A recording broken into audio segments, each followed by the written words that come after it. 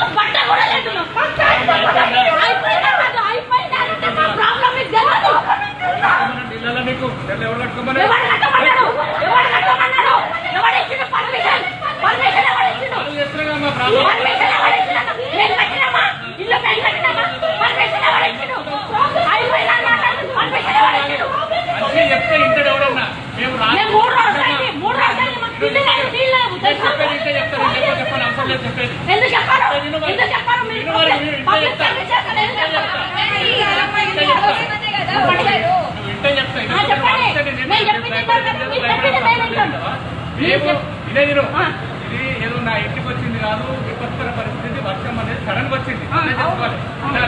ఈ సడన్ గా వచ్చిందానికి ఎవరు బాధ్యులు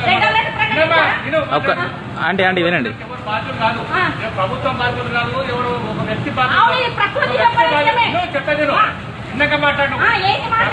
ప్రకృతికి సడన్ గా వర్షాలు వచ్చాయి, ఎవరైనా ఎప్పుడైనా రావచ్చు. ఆ వచ్చేదానికి గింత అయితే ఇవాళ గిన్నె నీళ్లు తగ్గినాయి, దాదాపు 2 గదాలు నీళ్లు తగ్గినాయి.